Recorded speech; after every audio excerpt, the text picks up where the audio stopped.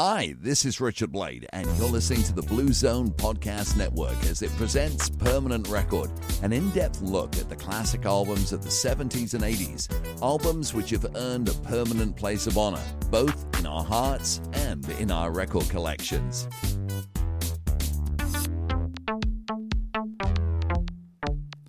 Hey everybody, it's Brian and Sarah. We're back. Yes, we are back. It's been a little while. Yeah. It's been a little while. We had some unexpected time off here in the summer of concerts that we've been enjoying. Yeah, that's right. It's definitely been the summer of concerts for us. So in the past week or so, we've been fortunate enough to catch Erasure. Yes. In Washington, D.C., which was amazing. It was a great show. And we were lucky enough to see Mr. Tom Bailey in a little solo show. Yeah. Right now he's touring with Culture Club and the B-52s, but we saw him by himself. Yes, in Maryland. In Maryland, and that was awesome. Yeah, and not only did we get to see him perform, but we got to meet him afterwards. We did indeed. That was really cool. Yeah, Spent a couple seconds with him, but got to shake his hand and tell him how much we enjoyed his music. Yep. So that was really, really cool. And so we've been having a lot of fun. Oh, yeah. And sort of been slacking off on our responsibilities to the podcast. Yeah, so sorry for that, but here we are. We're back again, ready to go. And we are going to be talking today about Side 2 of Information Society's 1988 self-titled album. Yes, indeed. And I really love the first side of this one, so I'm anxious to see what we think about the second side.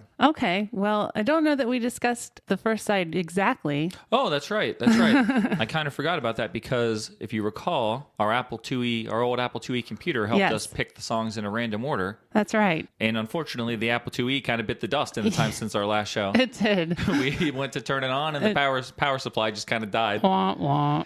So we don't have the Apple IIe with us here today, unfortunately. So we had to use some good old-fashioned human randomization techniques to determine the order of the next group of songs that we're going to discuss. That's right, and it's so influenced by the human factor that it's not random at all.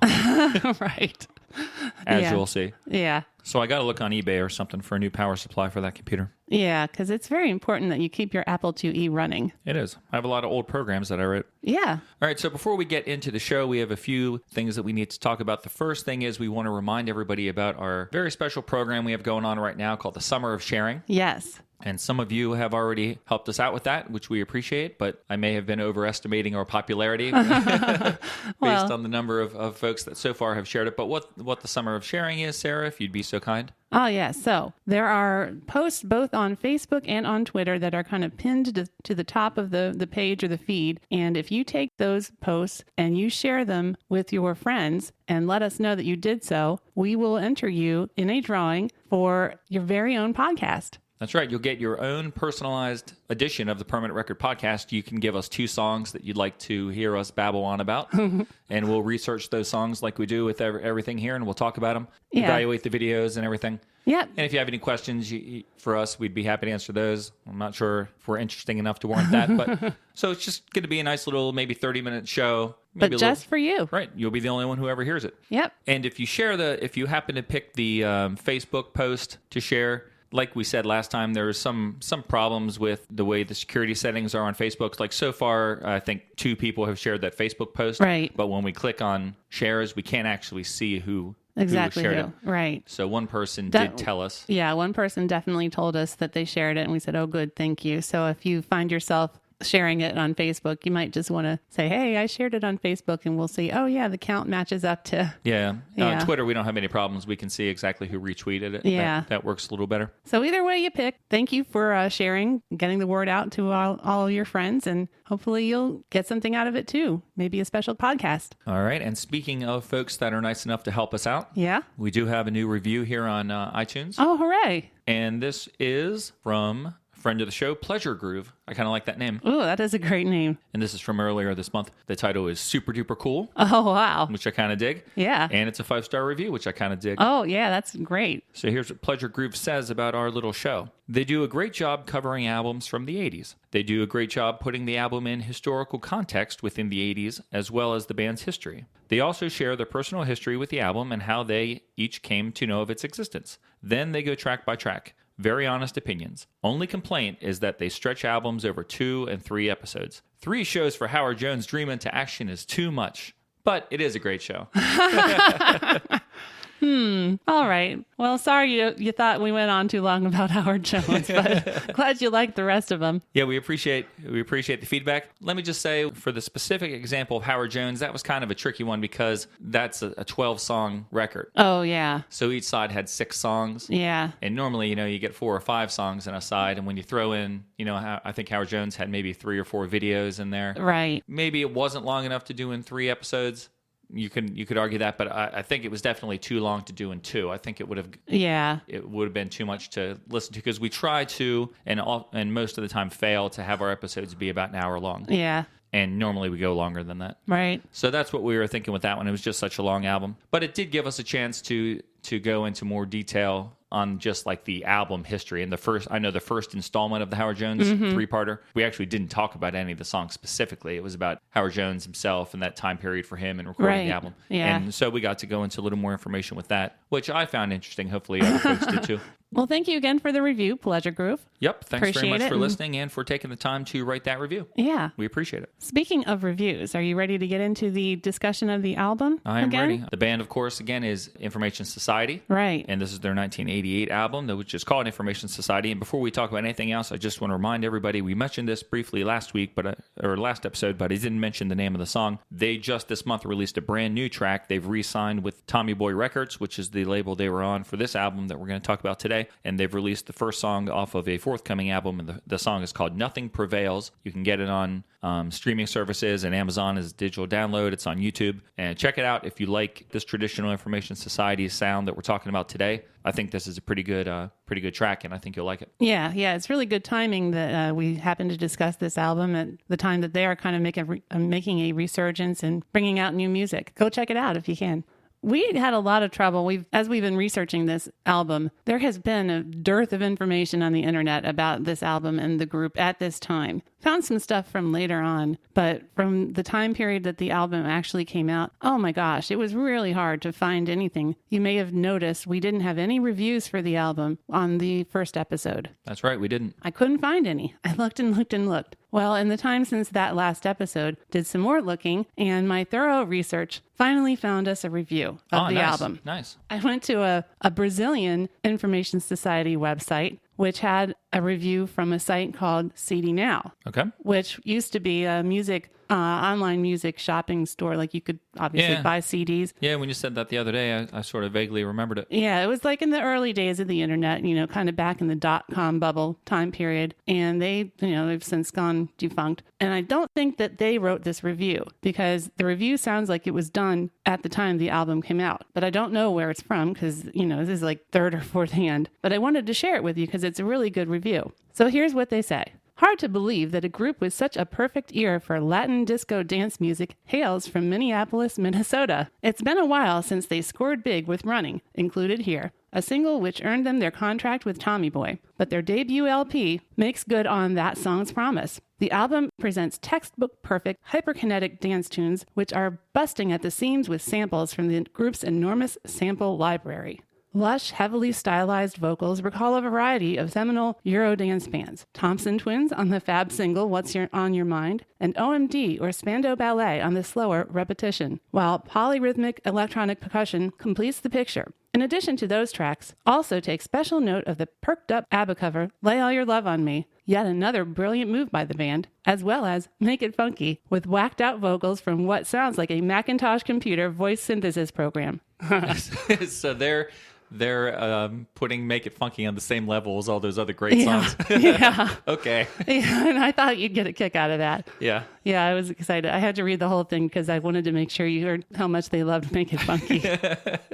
Well, that was a pretty interesting review. I like the way they compare some of those songs to like other bands. Yeah. I'm not sure I've ever made those comparisons myself, No. but it was interesting to hear. Yeah, and like I said, you can tell it's from that time period because they say it's been a while since they scored big with Running. Well, Yeah. Well, nowadays, it's been a really long time, but All right. obviously it was more recent history at that point. So finally, I had a review to share, and it was a really good one, so hope you enjoyed it. All right, and before we start going track by track here, I just wanted to revisit the topic of freestyle music. Oh, because sure. if you recall last time, we talked about how they were sort of grouped with a genre of bands called freestyle. Yeah. And how I didn't even understand that. I always thought of them as like a synth pop band. Right. So we talked about that a little bit. And then we had some, actually a really nice number of emails from folks who listened to the show and wrote and said, if you want to hear like an example of the freestyle sound that sounds like Information Society, like if you want to see the link, check out this song. And Johnny O, or there was another, I can't think of her name, a female singer. She also had like a one-letter last name. But it was a lot of good suggestions and things that I got. I had little homework assignments, listen to these bands. And I do sort of understand the connection more now by listening to these examples. But as I was sort of focused on that, I found a good quote from Paul, actually Paul Robb from Information Society on freestyle music. Okay, that's great. I remember when people were calling it Latin hip-hop, but it never really was hip-hop, was it? The whole thing was built off of electro beats, Soul Sonic Force, Bombada, Kraftwerk, Man Parish, etc. But really, I'm not into the whole genre thing. I don't think Information Society was really a freestyle group, but I think that Running was definitely a freestyle record. I think that song was partly responsible for defining the sound. In fact, I'm not going to claim we ever really knew what we were doing. Really, I think Let the Music Play is probably the single definitive freestyle record.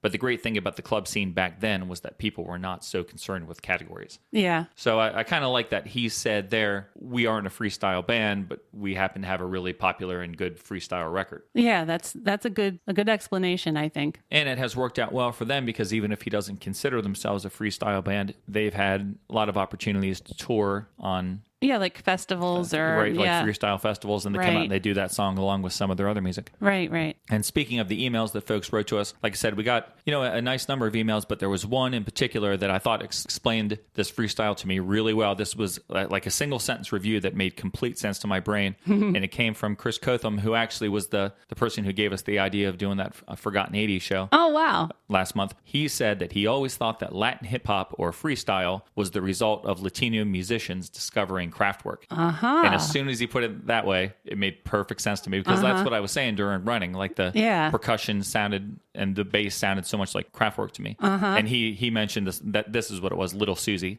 Little Susie, Take Me in Your Arms, as a perfect illustration of why Information Society was given that label. And that was a pretty good example. If you Google that song, Little Susie, you'll hear similarities. Kraftwerk influences? Yeah, a little bit. And you'll just hear it. It'll remind you of Running.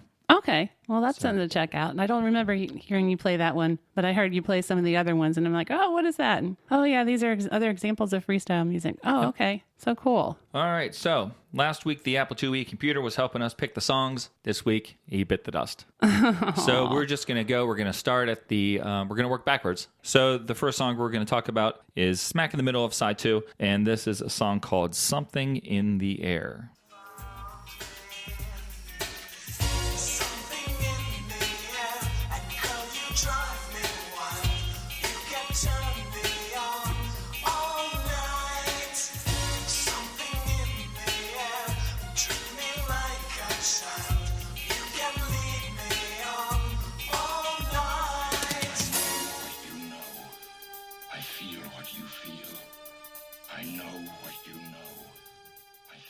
Great sample. I'm glad you picked that section. That really showcases a lot of the really neat elements of that song. Yep, I wanted to be sure to get that Leonard Nimoy in there too. Yeah. There's a lot of samples right in there in that section. Mm-hmm. This ended up being a B-side. This was not ever a single, but it was the B-side of another song on the album called Repetition, which was released. That's right, and we'll talk about that one today. Yes, that's right. The 12-inch version of this has one extended club edit of the song as well as a dub mix. So we don't have a lot of different versions of this one, but there's a couple out there. Mm-hmm. Like I said, there's a lot of samples in this. There's a scream at the very, very beginning of the song. Yes. That comes from a James Brown song, Get Up Off of That Thing. Ah, nice. Yeah. I was wondering what part of the song came from. I have that note that they sampled that, but I didn't know what part it was. The very, very first in the beginning. I'm not going to do it, but you know what a scream sounds like. Yeah. The drum and guitar that we hear, which is real guitar, and you're like, wait, I didn't think they used real guitar. Well, no, they sampled real guitar from James Brown, the song called The Payback. And I think that's sampled in other songs, throughout history. Yeah, it's sampled in a lot of songs, including the big En Vogue smash, You're Never Gonna Get It. Oh, yeah. That also took that guitar riff, which friend of the show, Nick Oswald, pointed out to me on Facebook last week, and I said, Well, we kind of alluded to that, but we didn't want to give away all our secret information yet. That's right. Congrats to him for his fine-tuned ear there and hearing that. Right. It also has been sampled. Well, actually, it was sampled also by En Vogue in a song called Hold On. Oh, yeah, I know that song. It was sampled in LL Cool J's The Booming System, Mary J. Blige, Everything, a group called Total featuring Notorious B.I.G., Can't You See, and Massive Attack Protection used that. Wow. Yeah, so it's had a lot of airplay. Yeah, the James Brown song itself peaked at number 26 on the top 100 and was his second and final gold single. Oh, okay. Do you have any idea what year that was? I didn't write that down. Okay. All right. That's okay. It's gotten a lot of play over the years. That's pretty cool. Mm-hmm. And of course, there's another sample in here. And then there's a kind of like a cover. So the sample that you played with Spock speaking, I know what you know, I feel what you feel. That's from the Star Trek episode Mirror, Mirror. Okay. And that's not the first time we're going to hear something. And we may have already heard something from that episode. We did. We talked about it last week, I think. And I think there might be more coming. But I know there's a couple songs that use that same episode. I don't know where that comes from that's in there every now and again. The other thing we hear is kind of a cover of That's the Way I Like It by KC and the Sunshine Band. They kind of just repeat that riff later on in the song. Oh, really? Sure. That's the low horn that sounds kind of like a tuba. Okay. Yep. I never really realized that's what that song was. Yeah. Lots of sampling and kind of borrowing from other sources for this song. Yeah, this song always seems like it's the least coherent song on here to me, simply because it does seem like just kind of a grab everything that we can from other places and put it all together. Yeah, it is. There's a lot of mixes of different things going on here. Oh, you know what? I wrote something down. I thought this was interesting. It's not really important, but I forgot to mention it when we were talking about En Vogue. You're Never Gonna Get It. Yep. That track debuted in the top 100 at number 71 back in 1992 in March, and then quickly climbed to its peak of number 2, and it stayed at number 2 for 3 weeks. Wow. Several songs that year were held off from number 1 by one single song that was at number 1 for 8 consecutive weeks. Wow. And was this 92? 1992, yep. Do you know what song held En Vogue and a handful of other bands off of number 1? In the 8 spring weeks straight? of 1992. Yep. Oh my gosh. I will guess Smells Like Teen Spirit by Nirvana. No, pretend that I'm wearing all my clothes backwards. Pretend my pants and shirt. Oh, crisscross? Yeah. Oh my gosh. Jump That's by right, crisscross. Yep. Oh man. The unstoppable musical force, Crisscross. Oh, that's hilarious. Yep. 8 weeks at number 1. Mm-hmm. Wow. What were we thinking? Oh my gosh. Before we go any further on this one, I just want to also point out that words and music on this one are written by Paul Robb. Oh, okay. I think that the main keyboards in this song have a kind of a sinister feel to them. I mean, the whole song has a kind of a sinister feel. That's something in the air, you know. Yeah. It's kind of, ooh, what's going on? I kind of wish that there was a video for this song, because I would have loved to have seen Kurt slinking around in a dark alley or something, and he'd be making really great faces to the camera as he sings these lyrics. There's something in, like, if you've seen any of the other videos he's done, he definitely hands it up for the camera. Yeah. I think this would be a cool video if they kind of tried to play off of the idea that there's something in the air and it's like very mysterious and, you know, strange things going on. This is not a song that I ever wish there was a video for. This song, I think back in the day that it was out when I was a kid, I would often sort of stop with this song. Oh, wow. Fast forward through the end and flip the tape. Although that was probably half the time, because I do actually really like the chorus on this song. I think the chorus is really catchy and fun to sing. But the beginning of this song, they lose me with the very slow intro, the very slow build up to the actual song itself. It just takes too long to get started for me. And in truth, it's only about 20 seconds. The intro is about 20 seconds, but it feels about 45 seconds. I would have thought it was 45 seconds. Wow. With just like the single keyboard line and the and the girl making the groans and things like that. Those sounds all continue like basically throughout the whole song. Yeah, right. But in the beginning, when it's all that you're listening to, it's just kind of boring to me. And then I was always put off a little bit by the fact that when the song does start, there's a drastic change in the tone of the album with this track. And kind of also with the song before it, Attitude. Both these songs are more R&B flavored than synth flavored. But Attitude I've always liked. it was fun to sing along with, so I would always listen to that one and enjoy it. This one, it was just kind of, at this point, it wasn't what I wanted to hear. Okay. But like I said, half the time I'd listen to it because I did like singing along with that chorus. Okay. That's interesting. I've never not liked this song. I didn't have a problem playing it. Mm-hmm. I think that the effects that they put on Kurt's voice in this song are very interesting. There's definitely a filter on it that sounds kind of like an old-time microphone. It reminds me of Taco and Putting on the Ritz. Oh, yeah. Yeah. And I think it works well with these verses because I think the way that the verses are written, they seem much more like spoken word than song lyrics. I don't know. I know he's singing them, but somehow the delivery just seems different. Mm-hmm. And I think the microphone type filter goes a long way in kind of promoting this weird feeling that you're getting listening to this song. Yeah, it is different. I mean, Kurt does have a powerful, booming voice on most songs. Right. And on this one, it's hushed a little bit, kind of subdued. There doesn't seem to be a filter on the chorus, but even his delivery even there is more kind of breathy than it is in other songs. I just don't care for those verses. They just aren't interesting to me. Okay. And maybe it's because they're more spoken word, like you said, than actually sung. But if that gets stuck in my brain, I'll sing it for hours. Yeah, it is a catchy chorus. I think it is definitely catchier than the verses. Yeah. And I like at the end how all the sounds kind of crash into each other, like they came up against a brick wall and they just kind of collapsed onto the ground or something. That's the image I get when I hear those sounds. The end is pretty cool. Yeah. I think lyrically, the words in this song work hand in hand with the music very well. Mm-hmm. Yeah. I think they really paint a picture in your mind of a setting that is, but this is kind of weird, but both sparse and claustrophobic at the same time. Okay. Like he says, I'm all alone, and you picture him like on a late night deserted street or yeah, something. Exactly. But then he says things like, I feel like there's someone listening, and I feel that something's found me, and that kind of makes you get a little bit of a claustrophobic. He's on an empty street, but he's kind of surrounded by something or someone. I'm telling you, a video in a dark alley would be perfect for this. It's the idea that you're putting across to me. That's true. He's like it's an empty dark alley, but I think there's still someone lurking here somewhere. Let me get out my storyboards. I've storyboarded the entire video. Have you really? Let's see if it's okay. What you were picturing. Okay, and if you recall last week, we talked about the fact that this CD was one of the few CDs released in the CD plus G format, which allowed it to show graphics and give information and stuff as you listen to it if you had the right system to play it on. So I just wanted to let you know what kind of footage accompanied this song on the CD. Oh, well, yes, please do. For most of the CD, the band is shown as cartoons. Right, and it's very primitive, kind of cute drawings of them and stuff. But they do something kind of neat here for the first minute or two of the song that basically put together like a very slow moving, because the screen takes so long to refresh, but a slow moving performance video for this song made from the still drawings in the comic book style. Oh. They're holding their instruments and they keep changing who you see and where they are on the screen. But it's surprisingly effective considering the technology and how slowly it moves. Wow. But then about halfway through it just gives you a brief history of the story that we talked about last time, their success with the song Running and how nobody in Minnesota really cared about it, but they had great success in the Bronx. And then there's actually like a part where there's the last half of the song maybe is just lots of amusing cartoons of the dancers in the New York City clubs and the DJ who looks kind of sinister.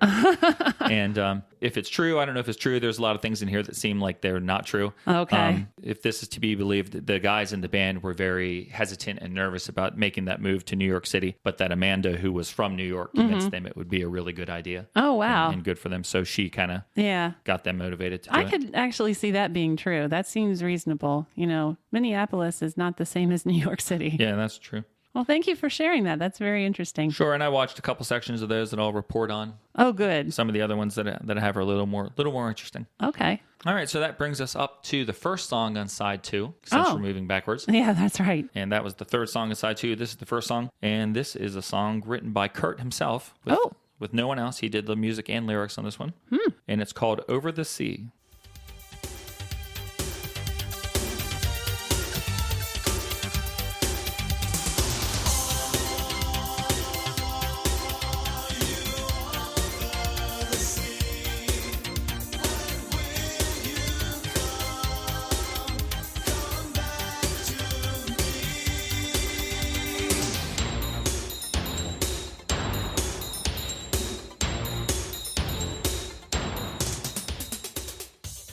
that's purely an album track, which I think is a shame. I think that would have been a very strong selection as a single. I love that part that you just heard. Yes, I do too. I'm so glad you used that section of the sound of the song because I think that's such an interesting section. The regular beat stops and we get all those really cool different sounds, the synthesized guitar, the tiny bell sounds, the really big drums then coming back in. And that synthesized guitar effect that you're talking about, that's the same effect that they use in the single, What's on Your Mind. Right. And that is something that Kurt stumbled upon. I'm not going to say he invented it or whatever, but he stumbled upon that sound just messing around with the guitar through a bunch of, electronic things and stuff. And the band loved it so much they used it in the big single and this song. Yeah, I love that sound, and I like that it's in this song as well as in What's on Your Mind. So this song gets off, I think, to a very interesting and energetic start. Yep. With a very cool sample. It's Kirk in every revolution there is a man with a vision. That's right. One man with vision. I was confused by my notes. I said it gets off to an energetic start with a cool Kirk sample over top of some nice percussion. But when I saw that, I thought I was saying a cool Kurt sample. Oh.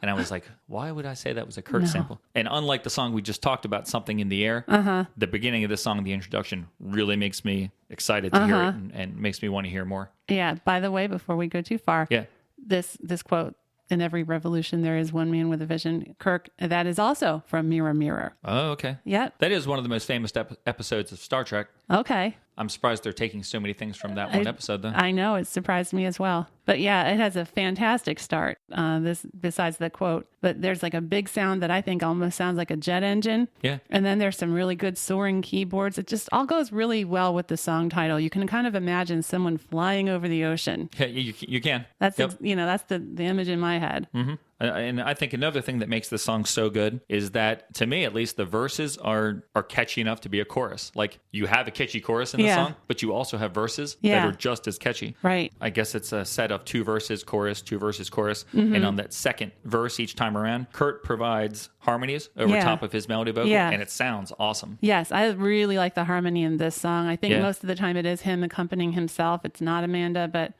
I really like it. Really adds some nice interest to the song. And the little sample that we just played, that gave you a listen to the very nice chorus, which has a great arrangement behind it. And then directly after it, in particular, after it, we get a few measures of like dramatic drums and synths that are used in a very different way than everything that you've heard so far in the song. It just is like a neat little interlude. Yeah, yeah. But it sounds really cool. Yeah, I guess it's not surprising. I don't think this song sounds at all like freestyle. This sounds like straight up synth pop.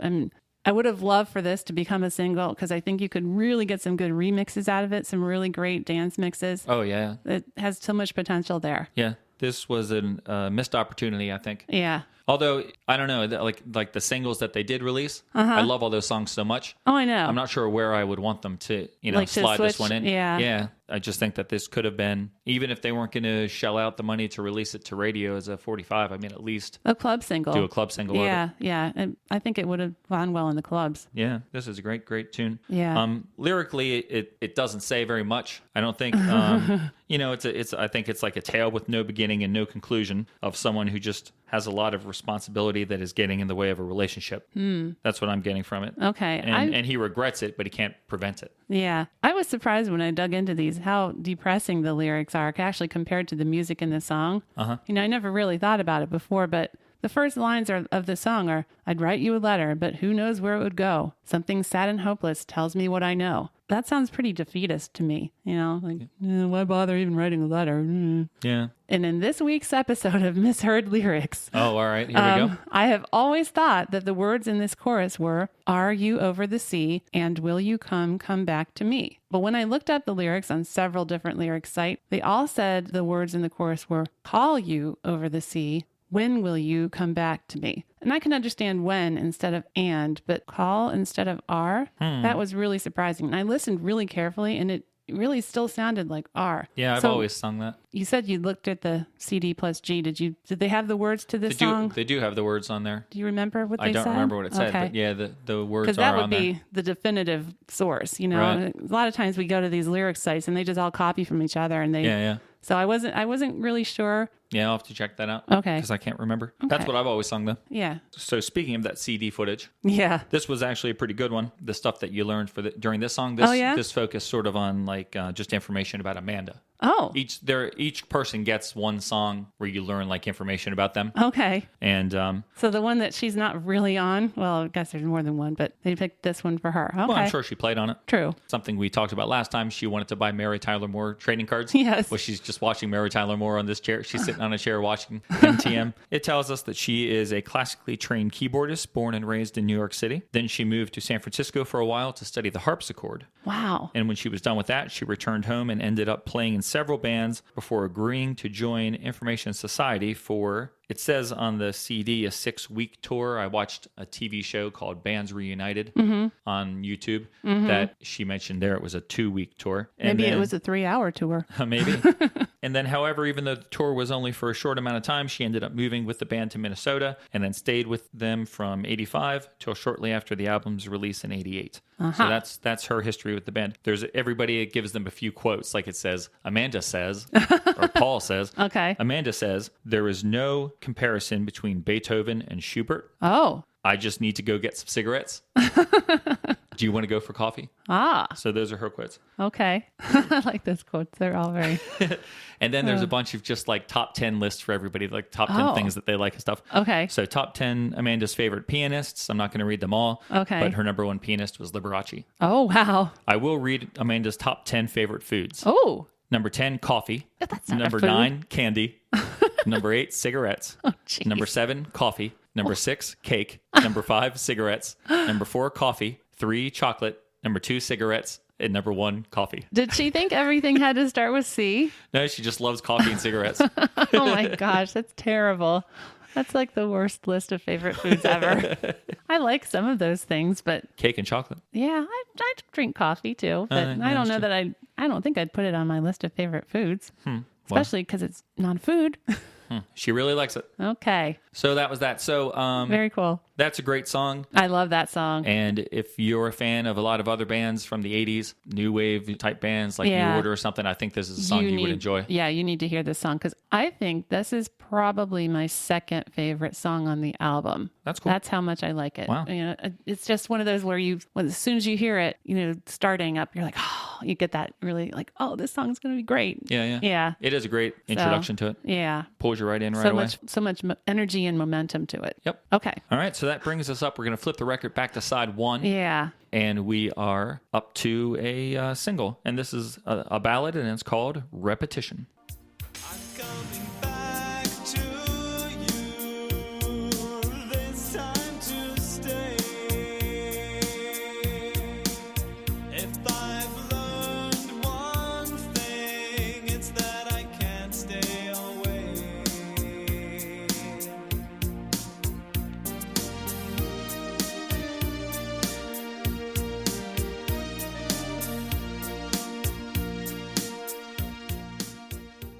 So this was the third single, I believe. Yes, it was. Yes.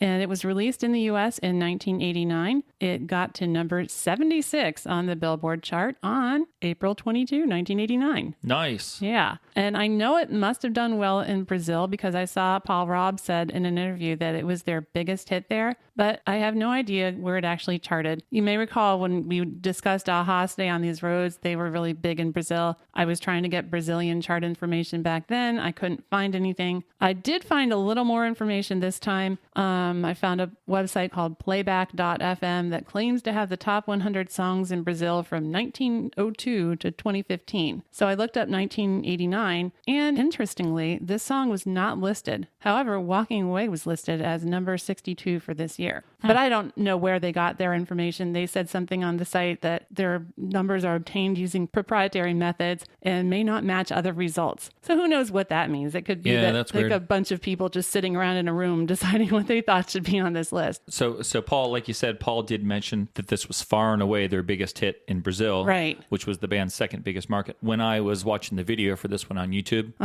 there's over 1,000 comments on it. And they're all in Portuguese. And 99% of them are in Portuguese. So Yeah. even though it's not on that list that you looked at, I Right. have to believe, Paul, that this I song must know. have been huge in Yeah. Brazil. I agree. It's not wrong, but I just have no, facts to back it up other than what Paul says. Right. That makes me really question why this song did not do well here in the U.S. It was following 2 top 10 hits. Yeah, that's true. that were both big songs. And if there was anything that the top 40 chart liked in the late 80s, it was a ballad. I mean, that's what bands would do. There would be bands who couldn't manage to get a hit, so they'd stick a ballad on their album, and that would always be a hit. So it's kind of frustrating to me. I don't ever remember hearing this song, No, I don't either. except when I played it on the tape. But when I did so, I was like, oh. I really never have liked this song very much. Funny that the last thing I said about the previous song, Over the Sea, was so full of energy and momentum. And I would say that is exactly the opposite for this song. It is, to me, just very boring and plodding and slow. It doesn't appeal to me, basically. It's because you have no soul. Oh, really? Yeah. Yeah. There's like that kind of electric piano keyboard sound, which is like very adult contemporary, kind of soft rock and, perfect for a ballad, but it doesn't appeal to me. I have a note that the first few seconds do not bode well for the band because the first sound I hear is that really bad 80s keyboard voice that I associate with adult contemporary music or cheesy R&B music of the Exactly. time. And I've mentioned that sound before and how I don't like it. Right. But to me, then the bass and the drums show up, heralding the vocals, and things get really nice. And the song features a lovely melody. And Kurt sings it beautifully, I think. And I remember being surprised that his gruff, aggressive voice kind of pulled off the emotion of this track so well. I will say that I think Kurt does a really good job with the vocals here. He does a really excellent job holding some of these really long notes. And I think maybe the chorus is double tracked, but it has a very nice effect. I will say his singing on here is very good, especially for the type of song that it is. Yep, he does a great job. He does a great job on all these vocals on this album, I think. Oh, yeah. He is I guess the whole band's underappreciated, but I think he in particular is an underappreciated vocalist. This is one of the first song today that we're talking about that has a middle 8. Yeah, and that's the best part of the song, I think, because we get those staccato string-like keyboards accompanying the vocal, and then those continue through the end, and that kind of, to me, adds some much-needed interest to the song. And then those strings, plus we get some kind of human voice-type keyboards. Yeah, I like those a lot. Yeah, that stuff kind of gives me a bit of a Pet Shop Boys feel to it, but this song is still nowhere near the level of Pet Shop Boys, in my opinion. That keyboard voice at the end that sounds sort of like a human chorus voice. Yeah. I guess I knew it was there. I just didn't really think about it. That sounds really very appealing, and it plays as the song fades out, and it really wrapped the song up nicely, I think. Yeah. I think that beginning from the bridge to the end, I think the song definitely picks up in quality, but it's still like I would never be looking forward to listening to this song back in the day. Well, I always enjoyed listening to the song. I think this is an amazing song. On the topic of that middle 8, I think it's pretty short. It is only maybe 4 measures or something. Yeah. It does give the song a bit of variety, but I would still love the track even if it wasn't here. I think that the verse, the bridge, and the chorus are all wonderful, and in my opinion, I wrote this, they all instantly connect to the listener, which obviously they don't because the song peaked at number 76. and I'm telling you that I don't care for it. Yep, So, and yeah. Sarah hates it. But I think the sensitivity of the lyrics really helps with that too. I think that unless you're a cold-hearted co-host, the lyrics can't help but kind of touch you right here. All right. I And do like the lyrics in the bridge. there's a really nice sentiment to be found here. The narrator is coming back to an ex, even though he doesn't know if there is a life for the two of them together, if it's going to work out, because he just doesn't have a choice. His life is so empty and worthless alone that anything would be better than what he's doing. And I mean, it's a recipe for disaster. Yes, it is. It's something I think like an emotional thing that you can get caught up in if you think about it, listen to it, sure. and you're like, oh, that's so romantic. Yeah. The idea is like, oh, here you are. Yeah, like I said, I like the lines in the bridge. I think those are the most poetic, where he says, "And I can still recall how you would hold me, the way a vast wave broke so slowly." I'm not really sure exactly what that means, but it does sound very poetic. Yeah, it does. So keep in mind what that brief description that I just gave. Yeah. Keep that in your mind, because as we move on this record, we're going to come to a song which is the exact opposite of this. Okay. And we'll talk about that. All right. All right, so this is another song that they recorded a video for, filmed Yes. a video for. And do you think the video made you enjoy the song any more than... It did. Oh, okay, that's cool. Yes, I was very happy to see the video because it helped me enjoy the song more. I think maybe because it gave me something else to focus on instead of like, oh, this just is music. Yeah, I think the video is very well done. I tried to find out who the director was. I went on I can't find it out. IMDb, Yep. and there was nothing listed there. So it's shot in black and white. I think it's pretty amusing and entertaining. And at this point, it's just the three guys in the video, because I think by this point, Amanda had already left. Correct. So Kurt still has his crazy hair, and the other two look like they're maybe even trying out for the Beastie Boys, or maybe as a stand-in for Chris Lowe. I don't know. They're very, very typical outfits of the time to me, which is fine. They start off in this vacant lot, and they're surrounded by piles of broken and smashed television sets. Isn't it like, it's not just a vacant lot. I mean, there's buildings, like destroyed buildings. It's all around them. It's sort of like a post-apocalyptic Yeah. setting. It was weird. Yeah, it is. It's like bad all around them. Yeah. They start off here and there's all these piles of old TV sets. And then Kurt is sitting in an old wooden rocking chair, and he's rocking slowly in time to the music. And to me, he's looking bored out of his mind as he sings. And I really appreciated that, because he looked about as bored with the song as I was. Or maybe he's really annoyed with himself for going back to this person yet again. That could be the other thing. It's like in his, like, "I'm going back to you just like before." Ugh. I don't know. What do you think? I can't figure out what Kurt is doing in this video. In my notes here, I say I had the feeling that the director and Kurt were actually working against each other as this was filmed. When I watch it, I'm seeing a lot of close-ups and like softer focusing, almost like the director is trying to take advantage of the fact that James and Kurt are actually like good-looking guys, and trying to make them more of a, I don't want to say a pinup band, but the first videos, there's, it's high energy dancing and quick cuts. This one, I get a sense that they're trying to say, hey, notice that these guys are good-looking. Yeah. And Kurt rocks in the chair, exaggerating his facial expressions and coming off as kind of odd. And in some of his close-up shots, one or two times he kind of rolls his eyes in a weird way. Yeah. That kind of shatters the pinup model effect that I think they're going for. And I couldn't understand why he was doing this. When I was watching that video that I just mentioned, like reforming the band or whatever it was called. Oh, yeah, bands reunited. Yeah. Paul did mention that Kurt especially had a lot of problems with the top 40ization of Information Society. That he was far more into like experimental kind of music, like things that they were doing early. And it really, really bothered him how they were sort of forced, and that Paul went along with it, to go in a top 40 direction. And so then I was thinking to myself, well, maybe he just despises this song because it is so top 40 and so kind of cheesy. Commercial. Yeah. So I thought maybe that was, he was just bugged by it and was not holding it in as they filmed the video. Yeah. But like I said, if that's, maybe that was really what he was getting, like how he was feeling. But I think it goes well with the idea that he's not really happy about this decision to go back to this person again, even though he's like miserable. It's like, I can't live with you, I can't live without you kind of thing. So I don't know. Well, I sort of I didn't take that exactly. I thought that the setting being so ugly and post-apocalyptic, I thought that the setting is representing his life away from the person. Oh. If what you're saying is true, that Kurt is kind of trying to project that he is unhappy about it, it doesn't. It's once again working in conflict with what the director is trying to establish with the mood of the setting and the black and white and everything. It doesn't make sense. And not just Kurt, I also don't understand why he let, in a song like this, if I'm right that the setting is representing his life away from the person, like the lyrics say, I don't understand why they're letting the other guys do such silly things, like yo-yo tricks, and no one's performance jives with the tone of the clip. No. Right before the second chorus starts, there's a side view of Paul Robb leaning against a pillar, and he holds up this hand-lettered cardboard sign that says chorus, with an arrow pointing to the left side of the screen. And so the camera pans left. And then, which I thought was cute and clever. I do like that. Yeah. And then as they're panning left, we see what looks like an oversized Swatch watch hanging on the wall. Do you remember seeing that? Yep. And then not too long after that, then we see a picture of Paul, who's wearing an oversized clock on his chest, much like Flavor Flav. Yep.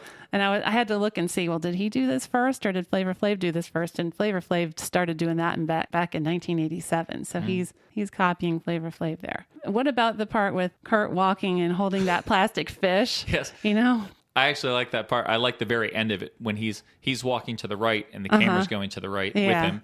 But they're coming up on a wall. Yeah.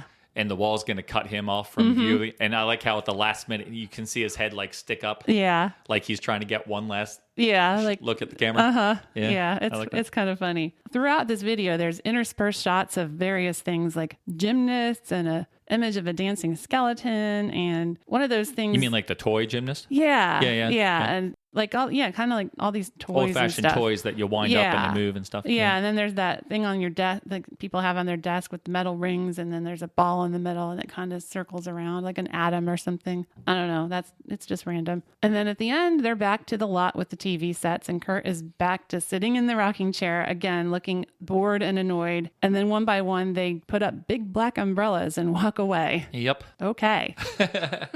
So overall, I love the song and I like the video, but I think it could have been better and especially it could have been more consistent. I mean, I do enjoy the video, like I said, but it is kind of puzzling, the choices that they've made in some places. And yeah, anyway, it is what it is. It's not nearly one of the worst videos we've ever talked about here. No, but the song is low on my list of songs on the album. Fair enough. Okay. All right, well, maybe you'll like this one a little better. This is the second song on side one as we're working our way back to the top. Okay. And this is a track called Tomorrow.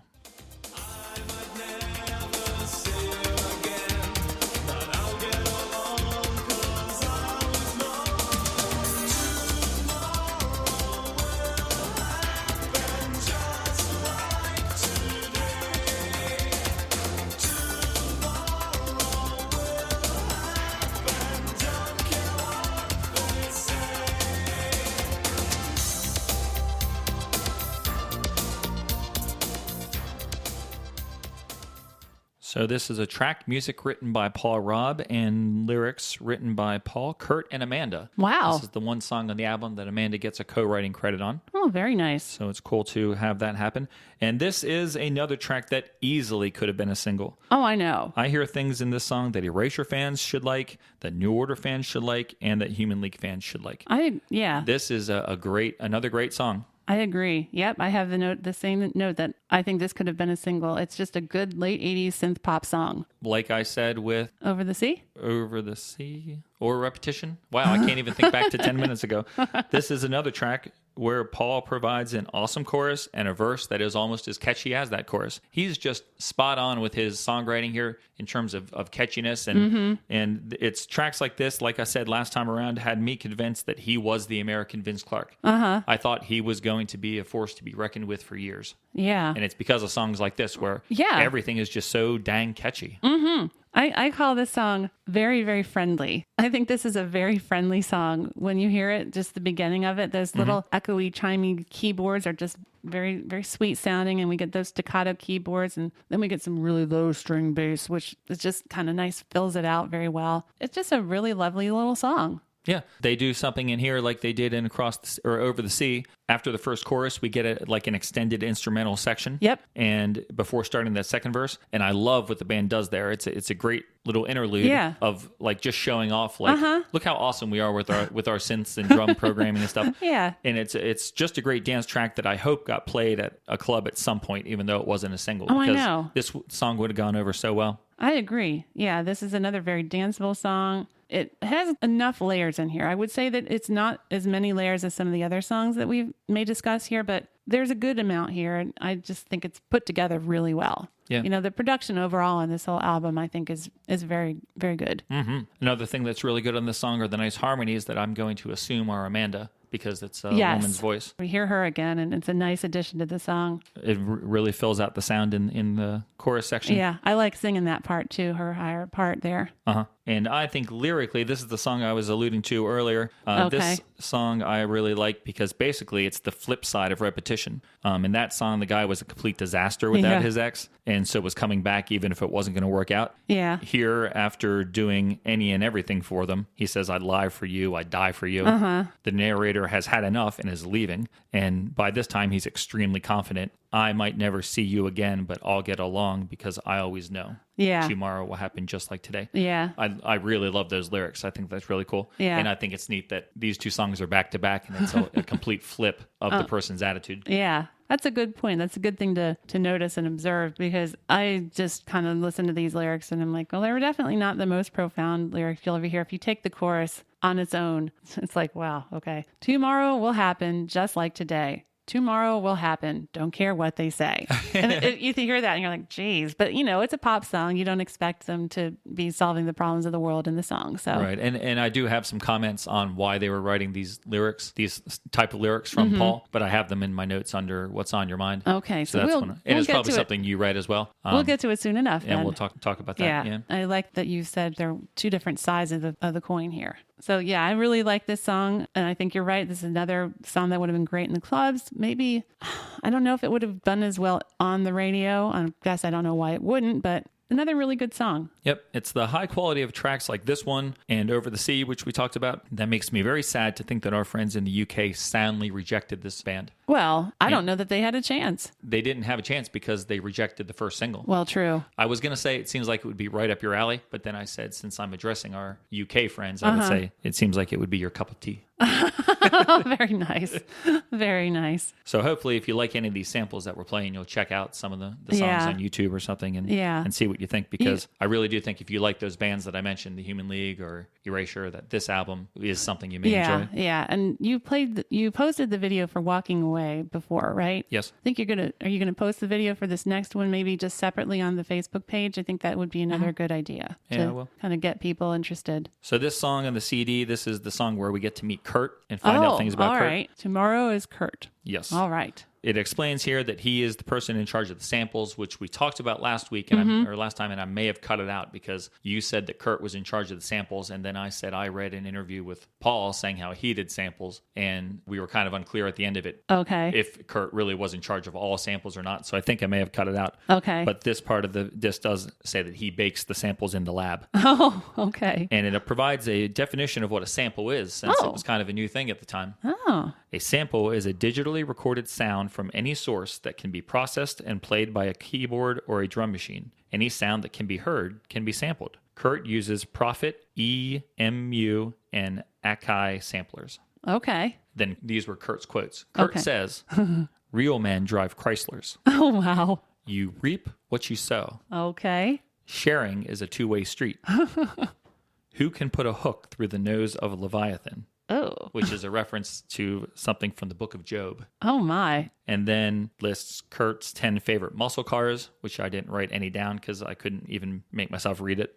Because you care so little I care about so muscle cars. It had Kurt's 10 favorite foods, Okay. which I didn't write down all of them, but I wrote down some of the odder ones. Ozone. That's one of his favorite foods. Yep. Strong force interaction. What? Money. What? And nerds, both candy and cereal. Oh. Which I forgot at the time there was a nerd cereal. That's right. That's I remember getting it. super healthy. Yep. At first, I'm like, whoa, he really doesn't understand. But then I forgot, yeah, Nerds is actually a candy at least. Yep. And then the last one was Kurt's 10 favorite Spock quotes, Oh. which I wrote down Okay. a few of those that I thought were particularly good ones. Oh, good.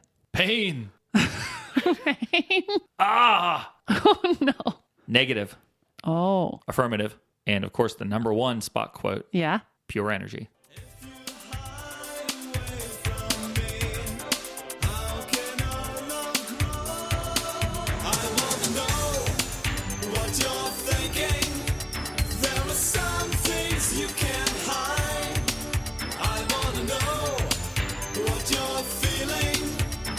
Tell me what's on your mind.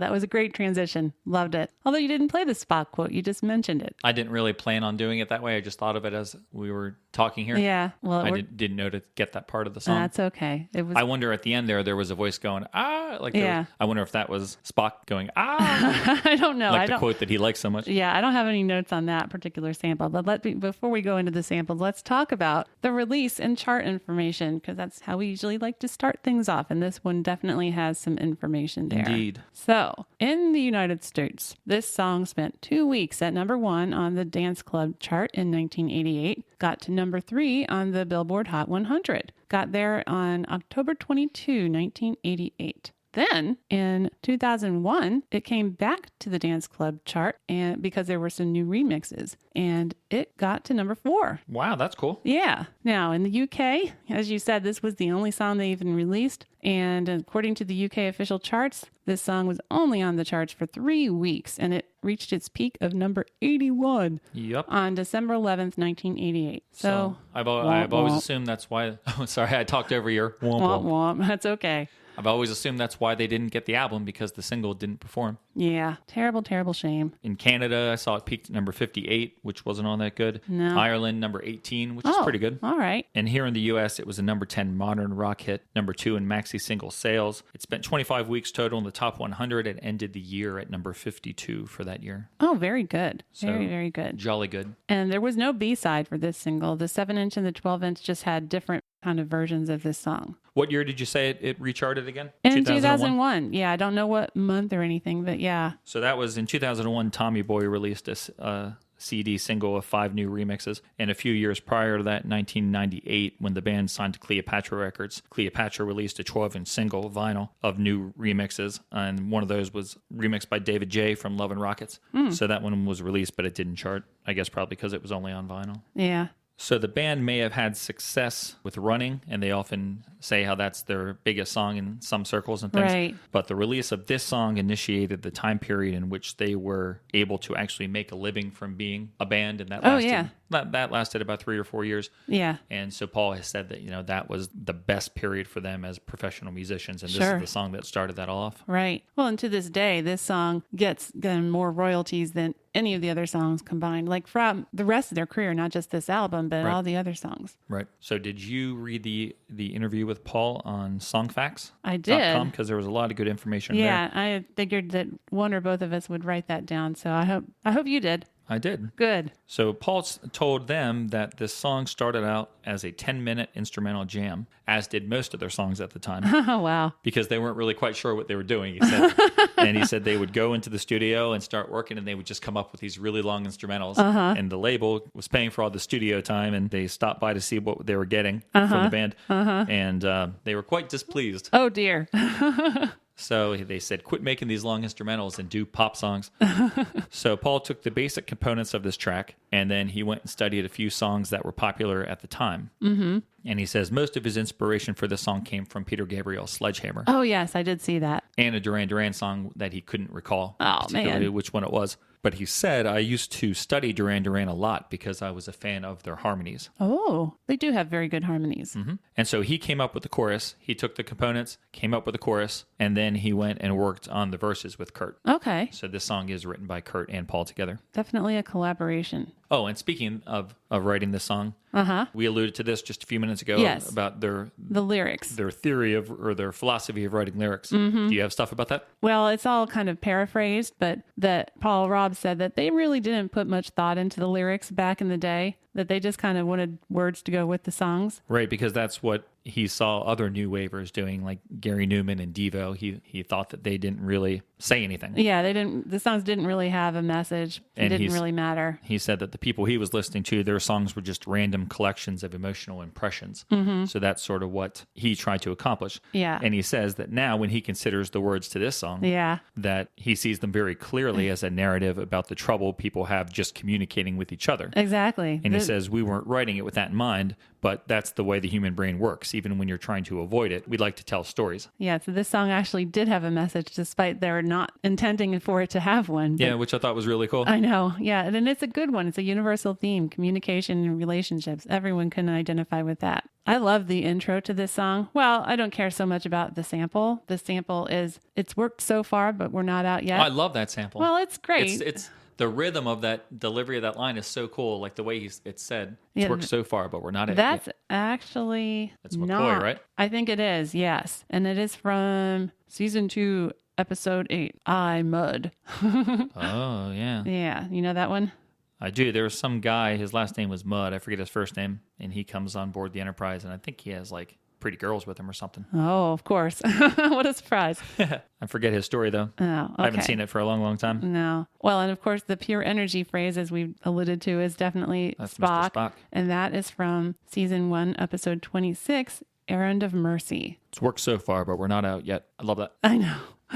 So I think this is one of the very best singles of the 1980s. It's an awesome, awesome song. If you listen to the first 45 seconds alone, maybe this isn't exactly the introduction on the single version, but if I you know. listen, because it is kind of long to get going. Yeah. But if you listen to the album version, these first 45 seconds, you're hearing a brilliantly assembled audio onslaught that I think is unforgettable. You get the a cappella chorus Yep. with the really strong lead and the wonderful harmonies. Yes. You get the massive drum sounds Yes. that sound so huge. Mm-hmm. The samples that you just mentioned, Pure Energy and It's Worked So Far, but we're not at yet. Yep. Those are great. And then that instantly recognizable processed guitar sound is introduced Yes. and takes you up to the fill-in. Yeah. That sort of welcomes the song proper. The machine gun drums. Yeah. And Yeah. then once we get to those drums, you hear the Yep. and he starts singing. But that whole first 45 seconds is just brilliant. That's Yeah. such a great pop music moment. Yeah, it really is. I can't disagree with you. This song has it all. You know, it has everything you're looking for in 80s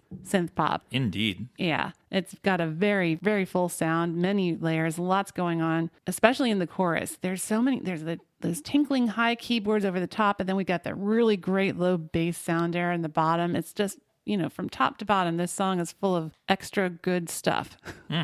And for as much good I said about the other songs on the record that I love, this song is just like a step above. It is. Like such care was given to it as they worked on it. You can hear it. Yes. You can tell. Yeah, they really paid attention to details on this song. I really hear that clearly. The verses are fantastic. They're very sing-alongish, and they're made even better by the keyboards, the sampling keyboards behind it that I just did the Yep.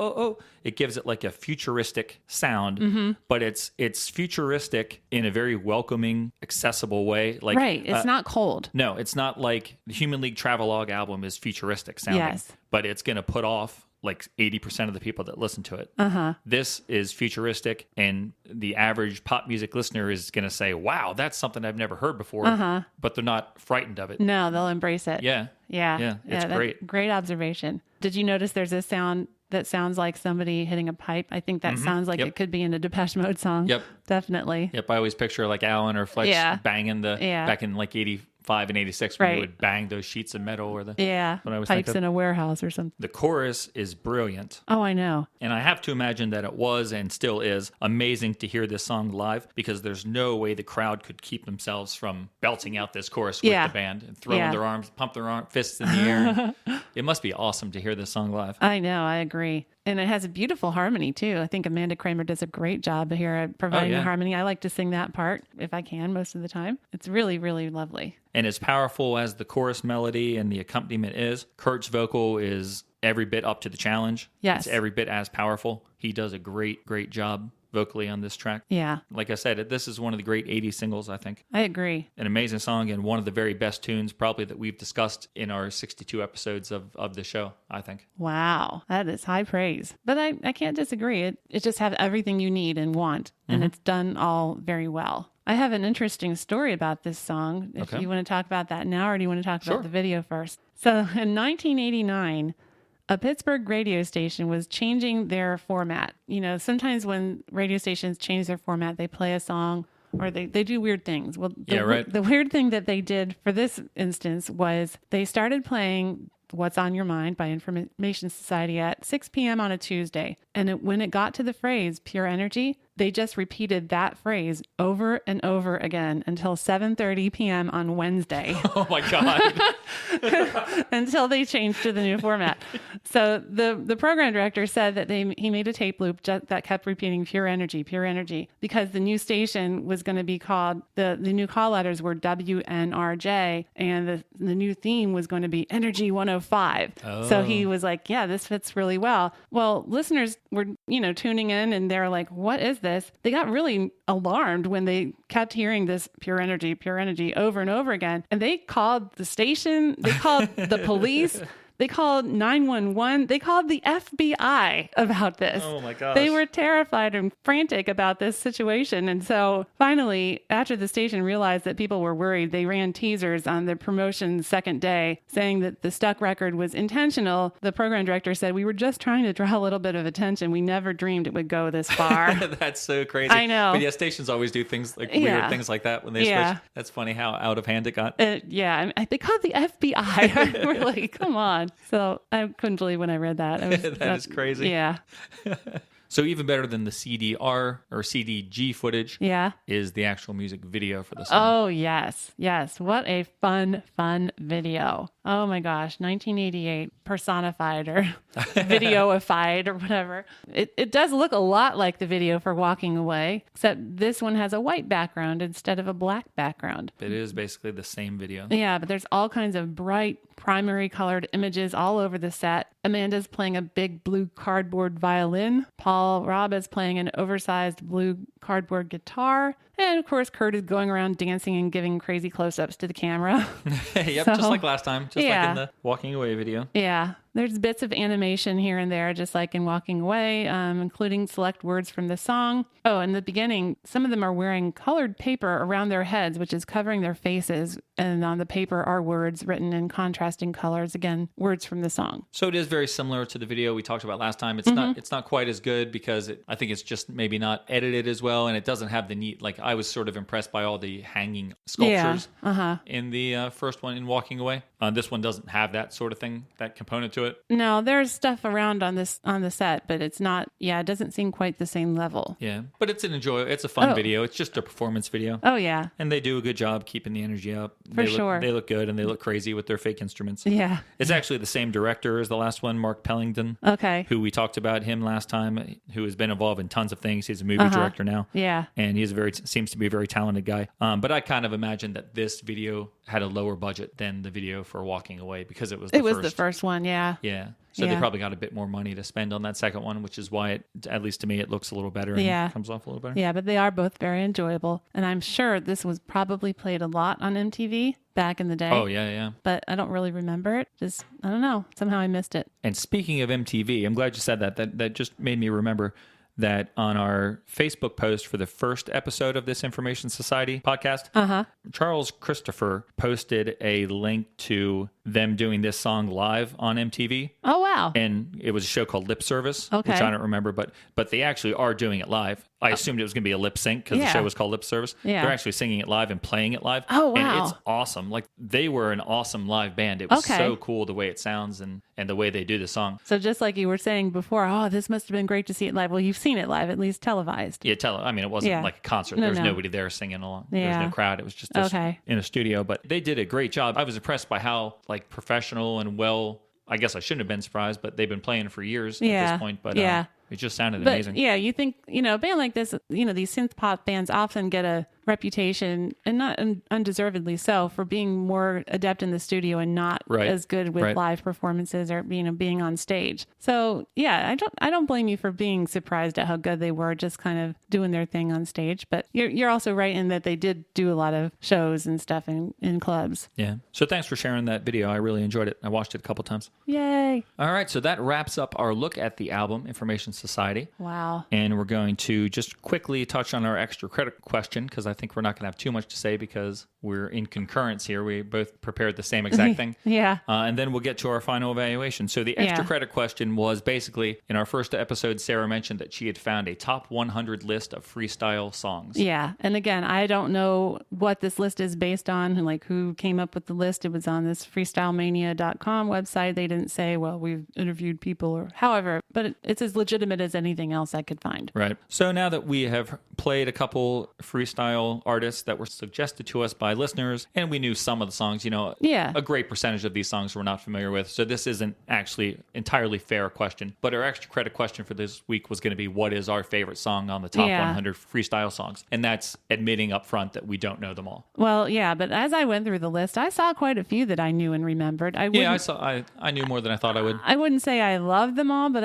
I might leave them on the radio. Fascinated by Company B, Catch Me I'm Falling by Pretty Poison, Tell It to My Heart by Taylor Dane, Sidewalk Talk by Jelly Bean and Madonna. I like that one a lot. And one we actually own, I think, Two of Hearts by Stacey Q. Yeah, we own Sidewalk Talk as well. Oh, yeah, we do. Yep. Yeah, so those have actually made it into our collection. Come Go With Me, it was an expose on there. Yes, expose. Yeah, I like a lot of the expose songs. Let Me Be the One, Come Go With Me. Yeah, so there's definitely some songs I like on there, on that list, and songs that I know. But my favorite... And my favorite as well. We both picked the same song, it turns out. Yep. We went off and did this separately. Yep. And then today we got together here to talk about it. Yep. Go And with ahead. that, we picked the same song. Say what our favorite is.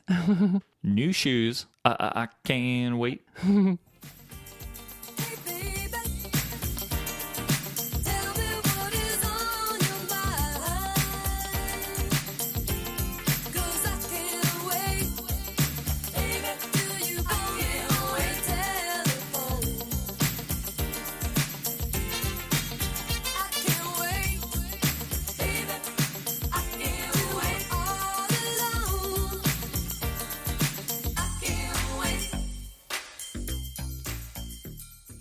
So that's a great song. That's one back in the day. Yeah. I had that recorded on a videotape, and I would like the video off for Friday Night Videos, and I would watch that a lot. Oh, yeah. And I always thought it was cool. She seemed very plain. Oh, yeah. Like the singer of the band. I think they started off as like a big group, 7 or 8 people, but I think by the time this song was popular, there was just 2 of them. Oh, wow. And I'm not even sure her husband, who's the other guy in the band, I don't think he was even in the video. It was just her sitting at a table, like working on fixing a coffee pot or something like that. Do you remember that video? No, I don't. It's not ringing any bells. That's very strange. I'm going to have to check it out. I do like that song, though. A lot of those songs I mentioned, they bring back great memories of high school for me, driving around in my friend Lydia's car. I think I mentioned her in the previous episode. Mm-hmm. A lot of these songs, and she'd hear them. Oh, my song. That's my song. Yeah. So she had a lot of songs. So this music was a part of my past, kind of, not like I didn't go out and buy those records, but I know them and I appreciate them. And yeah, if I hear them on the radio, I might leave them on. That's cool. And this song has a neat little history. It was recorded in 1984 on the band's second album, and it was released in 85 then.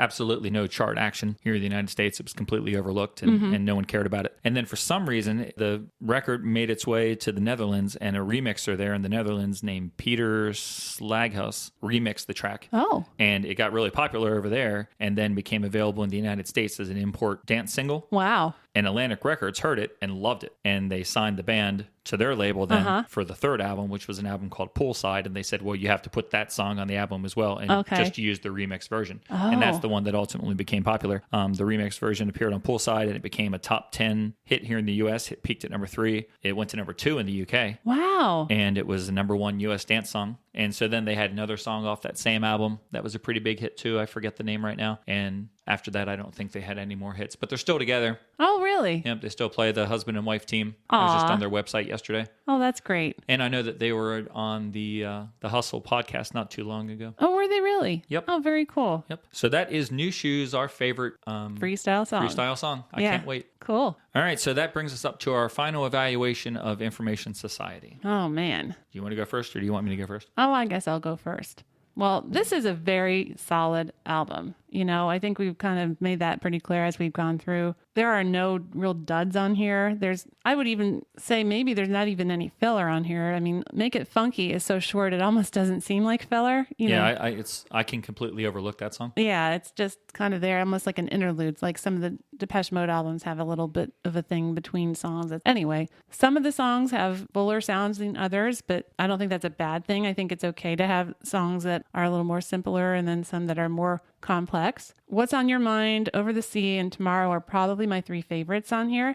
I still think Repetition is pretty boring, but I wouldn't leave it off the album. I understand the value of having a ballad. So there's a lot of good stuff about this. I loved this album back in the day. I listened to it a lot, and I enjoyed revisiting it for these shows. Everything, even though some songs have more going on in them than others, I think everything is pretty consistent and uniform. Nothing really sounds out of place. Even Running, which was done a few years earlier, I think still fits in with the rest of the album. So, it's a really good album. And based on all these comments, I should be giving it a really high rating. But I can't seem to give it more than a 4. Which, when I think about it, that puts it in company, for me, the same company as Wonderland, Songs from the Big Chair, Into the Gap, Let's Dance, How to Be a Zillionaire. So that's pretty good company. That's great company, yeah. This is not a bad album by any means. I guess I just have higher standards. So 4 it is. I give it a 4. Sounds good to me. Okay. All right, thank you. You're welcome. All right, so I'm going to make probably the most inane statement ever made. I'm going to start my review with a statement that's so obvious it's stupid. Okay. This is a record of 2 sides.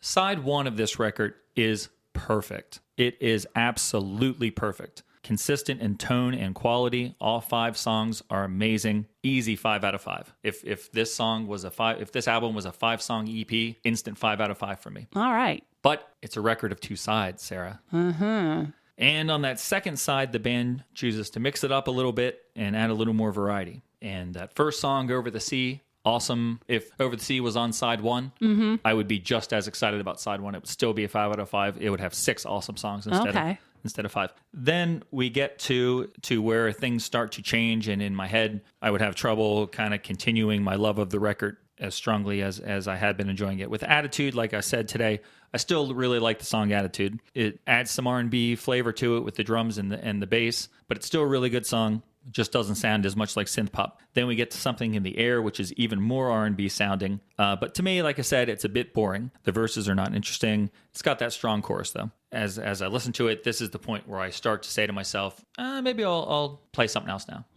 And then we get to Running, which is basically, they're back to a techno sound, techno dance sound. But to me, Running, first 4 minutes are good, they're fine, and then it outstays its welcome for about 3.5 minutes. The second half is not my kind of thing. There's too much silliness, and I like the samples earlier in the album, but the samples in Running, it just seems like you're sitting there in the studio while a drum machine plays and you're just hitting buttons and making it play sounds. Okay. Doesn't seem to have a lot of thought behind. So on that second side, there are 2 songs that I love, Attitude and Over the Sea, and there are 2 songs that I enjoy parts of, and I'm completely overlooking Make It Funky. Like I just said, I'm able to overlook it. So 2 songs that I love, 2 songs that I enjoy parts of.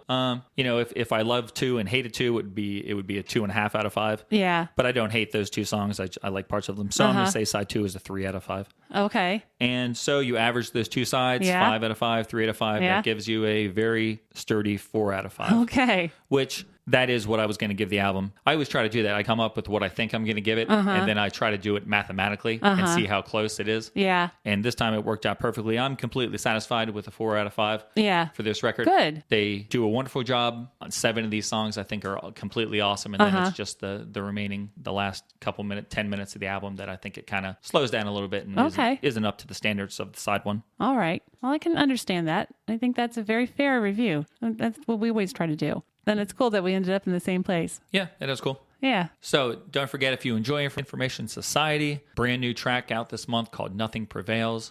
Give it a listen on their Facebook page or YouTube. I think you will really enjoy it. Indeed. So, and we want to thank you for listening to our show. Yes. Thank you very much. And if you don't know Information Society at all, here's a great chance to get acquainted with them and, watch the videos and check out this music. Because I think if you're a fan of any of this other stuff we talk about and you don't know this group, you're going to like them too. Yeah, I think you will. Oh, you know what? Really fast before we go. Yes. We do have Sarah's secret song snippet of the week. Glad you didn't forget that. I don't want to have to beat you up for it. So last time, I keep saying last time, our song snippet, our friend on Twitter, friend of the show, Faint Waves. Yes. He figured it out. Although it took longer, it took more time than most of these have taken. But he came through and he realized it was... Somewhere, I can't do it. It was Simple Minds somewhere, sometime, somewhere in summertime.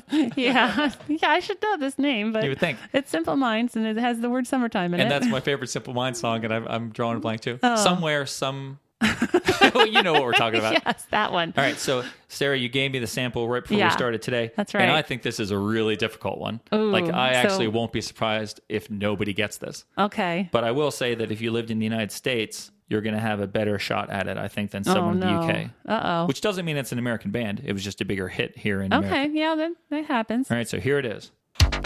Oh, man. I'll play it one more time. You're saying, oh, man, it's your own sample. I know. I'm hearing it and I'm thinking, oh, maybe I made a bad choice. You're tough. Yeah, I am. Here it is. All right, so that's Sarah's secret song snippet number 4. If you know what that song is from, list the song title and the band in a direct message or an email to us, and you could win the coveted title, Sarah's Secret Song Snippet Star of the Week. Yes, the beautiful sign to go with it. Yep, the great sign that I made for it, and we'll give you credit. Give you credit on the social media. Yeah, I might be regretting that one because I think it's really hard. Good luck, everyone. Yep, I love it. Well, of course you do. All right, everyone. So, hey, we're going to try our best to get some shows to you in August. We have a bunch of other concerts coming up. We're going to see Culture Club and Tom Bailey again. Yep. Going to see Thomas Dolby. Yep. Going to see The Fix. Yep. And we have a vacation in there. We're going away on a vacation for a little bit, but we're going to actually try to maybe do some work on vacation. Yes, a working vacation. Yeah, which might be fun. I think it will be all right. And we have a pretty fun idea for a show, I think. Uh-huh. It's something that I think all fans of the 80s will probably enjoy. Sure hope so. So, thanks for listening, and we will hopefully catch you in a week or two. Yes. See you later, folks.